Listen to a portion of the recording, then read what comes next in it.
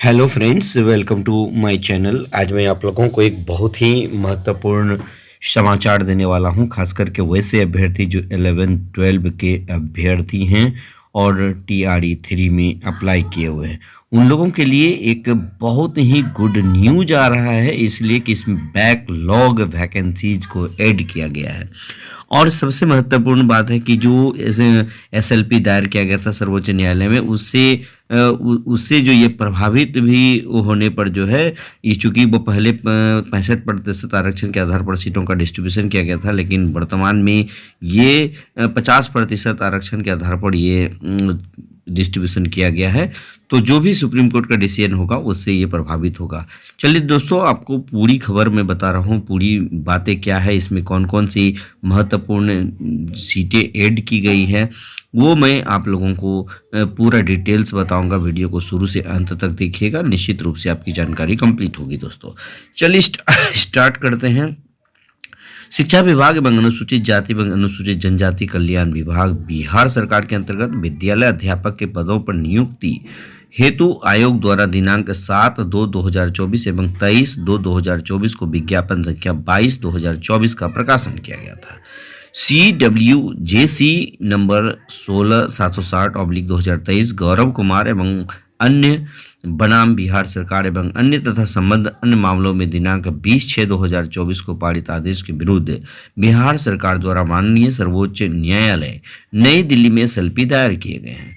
विभिन्न SLP में पारित होने वाले आदेश के फलाफल से प्रभावित होने के शर्त पर पूर्व प्रवृत्त आरक्षण प्रावधान के आलोक में विवेचित पद हेतु नियुक्ति संबंधी कार्रवाई किए जाने के संदर्भ में शिक्षा विभाग अंतर्गत उच्च माध्यमिक विद्यालय के मूल कोटि वर्ग 11 और 12 तक में कुल 24,811 पदों की संशोधित कोटिवार विस्तृत विवरणी निम्नवत है। दोस्तों, यानी उच्च माध्यमिक जो विद्यालय है उसमें विद्यालय अध्यापकों के लिए 24,811 पद संसूचित की गई है। आप इसको एक बार देख सकते हैं कि विषय वार आप इसको देख सकते हैं। दोस्तों, यानी संगीत के में बारे में देखा जाए तो 158 अनुसूचित जाति यानी SC कैंडिडेट का है, जिसमें 92 पद बैकलॉग और टोटल 250 आप देख सकते हैं। उसके बाद जो है आप यहाँ पे देख सकते हैं कि यानी संगीत में कितना हो गया, तो टोटल जो इसमें पद है तो आप यहाँ पे देख सकते हैं 918 टोटल पद है। दोस्तों, आप अपना कोटिवार देख सकते हैं, जैसा कि अनुसूचित जनजाति में ये 15 + 9 24 हो गया। उसके बाद अत्यंत पिछड़ा वर्ग में 133 + 67 हो गया, यानी 200। इस प्रकार जो है इसमें टोटल 918 पद है। इंटरप्रेन्योरशिप के बारे में बात किया जाए तो इसमें टोटल 150 है, और यदि गणित के बारे में बात किया जाए तो इसमें 1220 है। रसायन शास्त्र में देखा जाए तो 3742 यानी 3742 पद है। दोस्तों, उसके बाद चूंकि इसमें बैकलॉग वैकेंसीज भी ऐड की गई है, उसके बाद आप लोग देख लीजिएगा यहाँ पर मैथिली के बारे में बात किया जाए तो 188 है, और प्राकृत की बात किया जाए तो 153 है, पाली में 87 है। उसके बाद इतिहास में देखिए 1752, अर्थशास्त्र में 339 है। दोस्तों, उसके बाद हम लोग बात कर लेते हैं कि 1430 है मनोविज्ञान। राजनीति विज्ञान के बारे में बात करें तो कितना है 1281 है। व्यवसाय में है 443, मगही में 106, भोजपुरी में है 186। दोस्तों, उसके बाद इसी तरह से हम लोग और भी सब्जेक्ट का देख लें तो दर्शन शास्त्र, फिलॉसफी के बारे में यदि बात कर ले तो फिलॉसफी में कितना 121 है। गृह विज्ञान में 593, संस्कृत में 919, भूगोल में 407 है, वनस्पति विज्ञान में 1485, जंतु विज्ञान में 777, भौतिकी में 1961, जिसमें भी बहुत सारा बैकलॉग है। उसके बाद हिंदी के बारे में यदि बात किया जाए तो देखा जाए कि हिंदी में कितना पद है, तो हिंदी में देखिएगा दोस्तों 1358 पद है, फारसी में 311 है, और बांग्ला में 24 है। दोस्तों, चलिए उसके बाद हम लोग बात कर लेते हैं उर्दू। तो उर्दू में जो है कुल कितनी पद हैं तो आप इसको भी देख सकते हैं, यानी 1214 पद है। लेखा में 212 है, अंग्रेजी में 1851, समाजशास्त्र में 462, अरबी में 190, और कंप्यूटर में 931, यानी टोटल 24,811 पद हैं। इस बार ये भी एक बहुत ही गुड अपॉर्चुनिटी है, खास करके वैसे अभ्यर्थी जो इस बार TRE 3 का एग्ज़ाम दिए हुए हैं।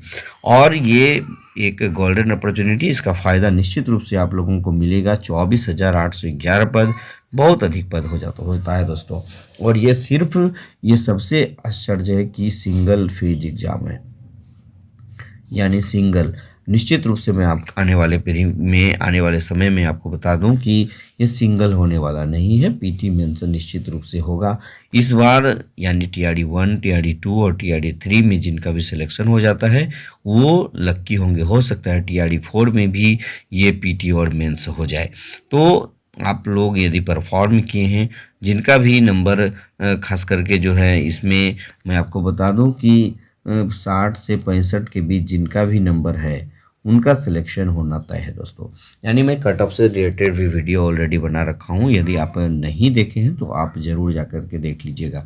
चाहे जनरल कैटेगरी के कैंडिडेट हो तो सब्जेक्ट वाइज है, बहुत सारे ऐसे सब्जेक्ट हैं जिसमें कि 70 प्लस में भी रिजल्ट हो जाएगा, और बहुत सारे ऐसे भी सब्जेक्ट हैं जिसमें कि 80 तक में भी सिलेक्शन हो सकता है। लेकिन आप अपना अपना सब्जेक्ट को देख लीजिएगा कि आपके सब्जेक्ट में कितनी सीटें हैं, भीड़ कितनी है, इसके आधार पर यहाँ पर कटअप को निर्धारित किया जाता है। खास करके जो महिलाएं हैं, महिलाओं के कटअप के बारे में यदि चर्चा किया जाए तो ये 39 भी जा सकता है बहुत सारे सब्जेक्ट में। जैसे फिजिक्स केमिस्ट्री में कैंडिडेट उपलब्ध नहीं होता है ना। इंग्लिश में कैंडिडेट उपलब्ध, इंग्लिश में तो खैर कैंडिडेट उपलब्ध हो जा रहा है। खास करके साइंस के जितने भी विषय हैं उसमें सब टीचर या अभ्यर्थी उपलब्ध नहीं हो रहा है, जिसके वजह से उसका कटअप जो है ये 40-45 भी हो जाता है दोस्तों। आप देखिएगा। लेकिन मैं आप लोगों को बता दूं कि ये जो 40-45 में खास करके जो फिजिक्स के टीचर को ले लिया जाता है, केमिस्ट्री के टीचर को ले लिया जाता है, वो स्कूल में जाकर के परफॉर्म बहुत बेहतर नहीं कर पाते हैं। इसलिए मैं थोड़ा सा यहाँ पर नेगेटिव भी बात बोलना चाहूँगा कि अगर शिक्षा व्यवस्था में आमूलचूल परिवर्तन करना है और ख़ास करके इसमें गुणवत्तापूर्ण शिक्षा की बात हो तो खास करके शिक्षक नियोजन में जो है, ये शिक्षक नियुक्ति में जो है इतनी अधिक जो है कटऑफ को गिराने की आवश्यकता बिल्कुल नहीं है। मान के चलिए कि अब जब नहीं मिल रहा है कैंडिडेट तो आप फिर से वैकेंसी कीजिए, बैकलॉग कर दीजिए। लेकिन जो है जैसे तैसे कैंडिडेट का सिलेक्शन खास करके टीआरई 1 में हुआ है, टीआरई 2 में बहुत हद तक बहुत सारे सब्जेक्ट में ऐसे हैं जहां पर बहुत ही कटऑफ को लॉ करके अभ्यर्थी लिया गया है। तो इसका सीधा प्रभाव जो है जो बिहार की शिक्षा व्यवस्था है, जिसमें कि हम लोग गुणवत्तापूर्ण शिक्षा की बात करते हैं, यहाँ पर ये गुणवत्तापूर्ण शिक्षा हासिल करना एकदम ही बेईमानी होगी। तो मैं बार बार इस चीज़ को कह रहा हूँ कि बिहार सरकार इस पे ध्यान दें कि कटऑफ को लॉ न करें। खास करके जो इस तरह से शिक्षकों की बहाली ली जा रही है, बहुत बड़े पैमाने पर ली जा रही है, ये कहीं से भी कारगर साबित नहीं होने वाला है। आप सिर्फ इन्वेस्ट करते हैं, आप पैसा खर्च जरूर कर लेते हैं, इसका रिजल्टेंट जो है, इसका रिजल्ट जो आपको मिलने वाला है, रिजल्ट मैं आपको लिख के देता हूँ, गारंटी देता हूँ, रिजल्ट शून्य मिलेगा दोस्तों। शून्य मिलने का कारण क्या है कि आप कम कटऑफ में जिसमें कि कोई मेरिट नहीं है, ऐसे शिक्षकों का सिलेक्शन ले लेते हैं जिसकी वजह से उनको सब्जेक्ट की कोई भी जानकारी नहीं रहती है।